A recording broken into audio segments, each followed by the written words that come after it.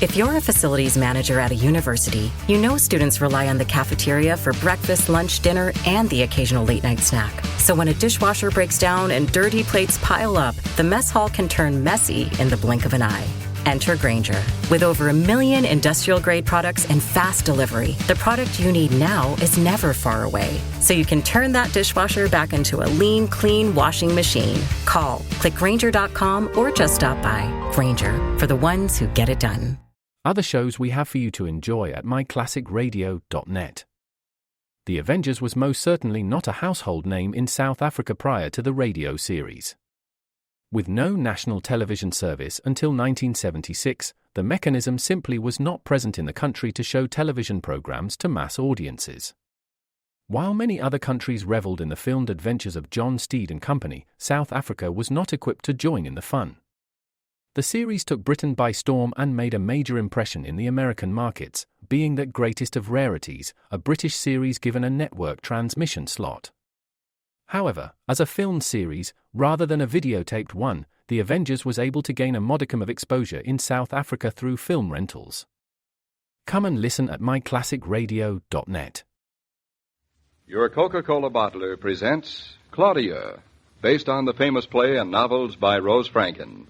Brought to you transcribed Monday through Friday by your friendly neighbor who bottles Coca-Cola. Relax, and while you're listening, refresh yourself. Have a Coke. And now, Claudia. Where'd we leave the car, David? Right around the next corner. Hey, weren't we lucky to find a parking space?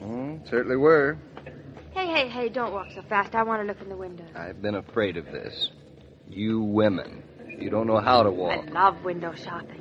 Doesn't cost a dime. No, except a quarter to park the car. Except we didn't park the car for a quarter. We parked it for nothing. It's wonderful how you can wiggle it in backwards. Oh, think nothing of it. I'll never learn. Oh, let's walk a little further.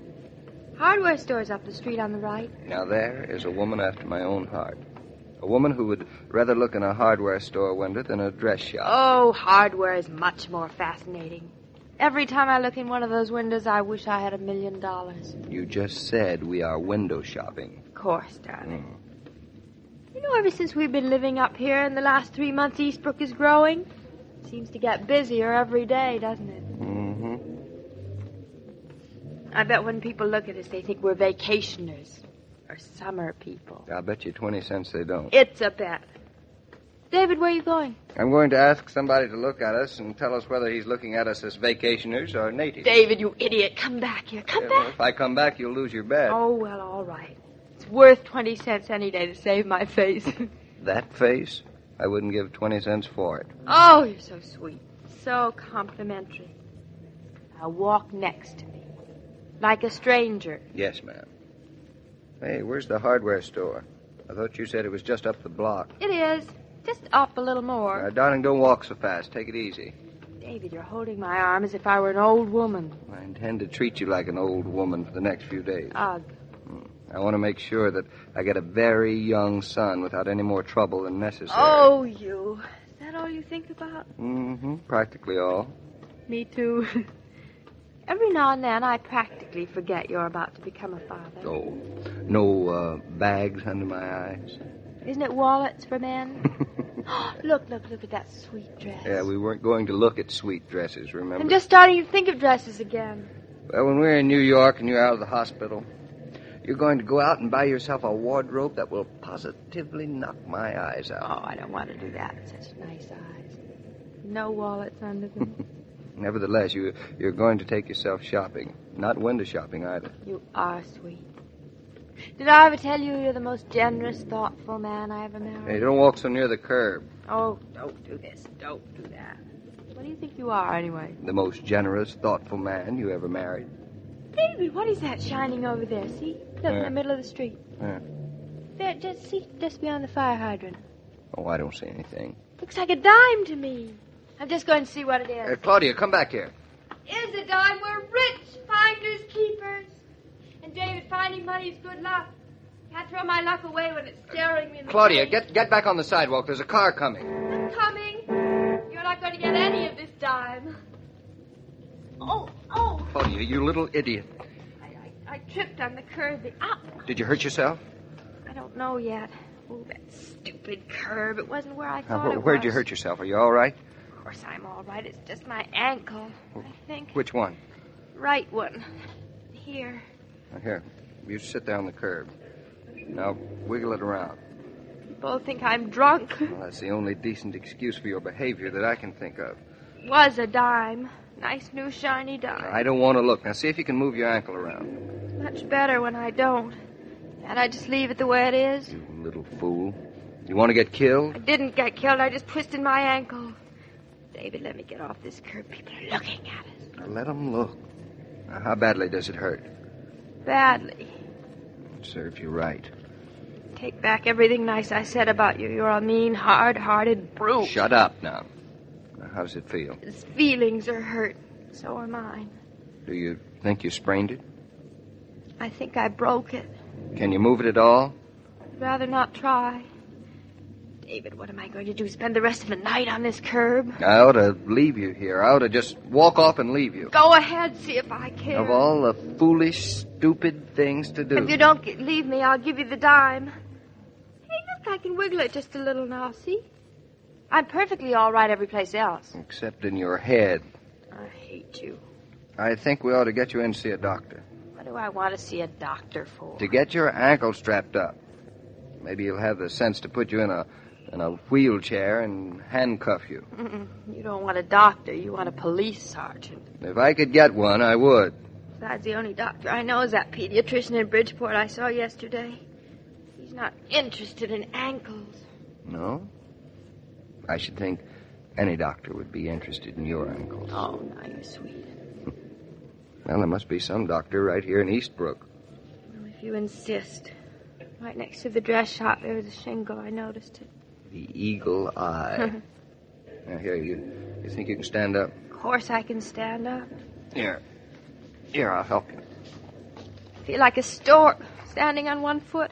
A stork would come in handy. Oh, you.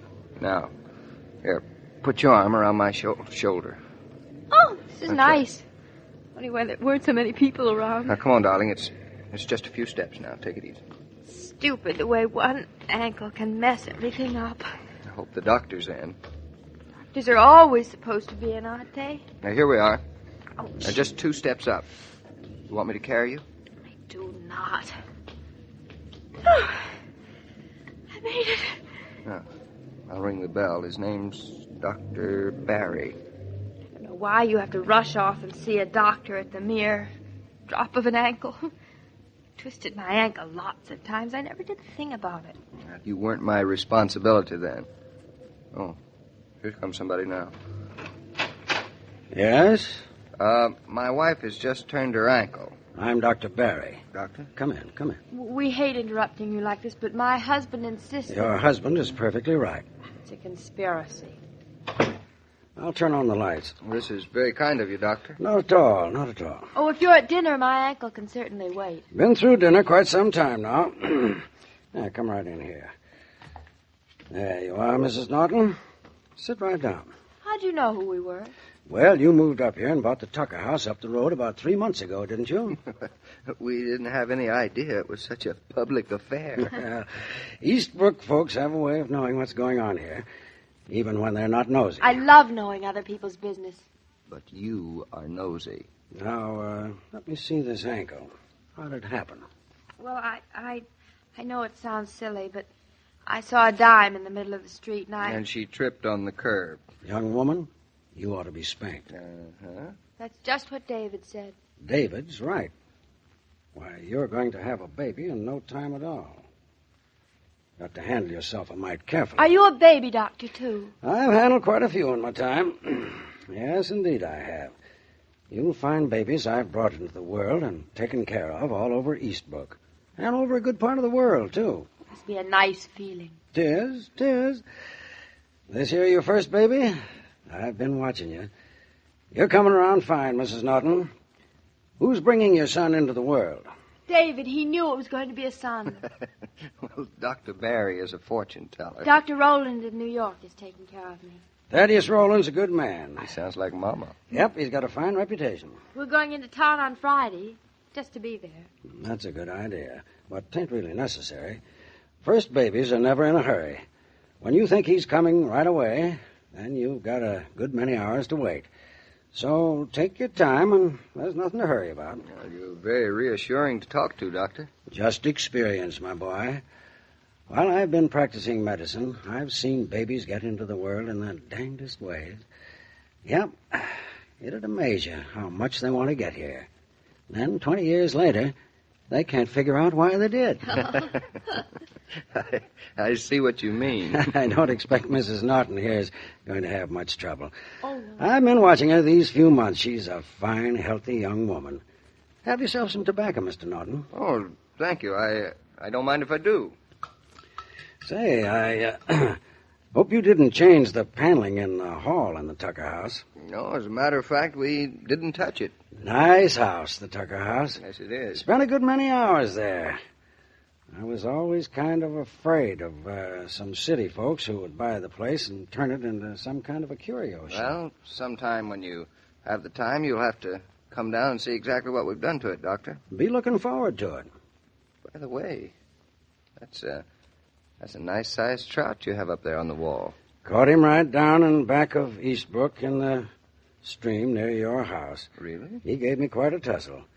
I don't go for stuffing fish and hanging them up on the wall, but Mrs. Barry, well, she thought this one had a right nice look in his eye, and we ought to keep him around for a while. Yes, I agree with Mrs. Barry. Fishing's nice, but once you've caught the fish, the fun's over. You women folk, you're all the same. This is a nice, comfortable room, isn't it, David? Mm. It's the sort of room that you feel you've been in before. Mm. I guess I ought to do a little fixing up in here. Modernize it a bit, maybe, but, well, I've been practicing a long time now. And you get so you hate to change things. I know. I'll get the adhesive tape, young lady. We'll strap that ankle of yours. You stay off of it now for 24 hours. 24 hours? If it pains you tonight, put an ice bag on it and take an aspirin. If you still got trouble with it tomorrow or the next day, call me and I'll run down to see you. Just talking to you makes it feel better already. Well, I'll tell you how I feel. Medicine's a fine thing because it helps people. And I like to be here when I'm needed. Now, your baby's going to come into this world all right, Mrs. Norton. One thing about babies, you can't stop them coming into the world. They seem to like it. And, Mr. Norton, drop in late some afternoon before the trout season's over. Maybe we can find something important to talk about. I'll be with you in just a minute. David, what are you thinking about? He's a nice man, isn't he? Mm. Sort of makes me feel as if my father were still alive. That's how I feel. And he's just the kind of man our son would like as a grandfather, don't you think? I think so. Isn't life amazing? Here tonight we came down to Eastbrook just to buy some toothpaste. And when we were window shopping for nothing, I found a dime and a doctor for our son. Well, hang on to that dime, darling. So far, it's good luck. Mm-hmm. Dum dum da dum dum. La la la la la la la la la la la la. In restaurants and at soda fountains, on dining cars and at roadside stands, lunch with Coke makes lunchtime refreshment time. Listen to the orders. Ham sandwich and Coke, hamburger and Coke, shrimp salad and Coke, they say, to the man behind the counter or the waiter bending over the table. Keep plenty of Coca-Cola in your refrigerator, and you can lunch refreshed at home. It's a good idea. Try it. Well, Joe, it looks like we've stumbled onto the doctor we've been looking for. Stumble is right. How's Claudia's ankle? Oh, she'll be all right. It's nothing serious. On the contrary, though, a very profitable stumble. Well, Dr. Barry is my kind of doctor, too, David. I'm glad it worked out this way. Well, when we need him, which I hope won't be too often, he'll be the right one. Now, I've got to be getting along. Going home, David? I promised Claudia an ice cream soda first. She calls it her reward. David, she'll get her reward tomorrow.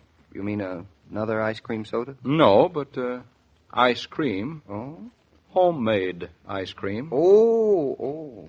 Sleep on it, David, and good luck for tomorrow. Well, thanks for the warning. So long, Joe. Bye, David. Every day, Monday through Friday, Claudia comes to you transcribed with the best wishes of your friendly neighbor who bottles Coca-Cola. So listen again tomorrow at the same time. And now this is Joe King saying au revoir. And remember, Whoever you are, whatever you do, wherever you may be, when you think of refreshment, think of Coca-Cola. For Coca-Cola makes any pause the pause that refreshes. And ice-cold Coca-Cola is everywhere. This broadcast of Claudia was supervised and directed by William Brown Maloney. And now, here's a word from your friendly neighbor who bottles Coca-Cola. Other shows we have for you to enjoy at myclassicradio.net. The Black Museum was a 1951 radio crime drama program independently produced by Harry Alan Towers and based on real-life cases from the files of Scotland Yard's Black Museum. Ira Marion was the scriptwriter, and music for the series was composed and conducted by Sidney Torch. Although often mistakenly cited as being produced for the BBC, the series was produced and syndicated commercially by Towers throughout the English-speaking world. Come and listen at myclassicradio.net.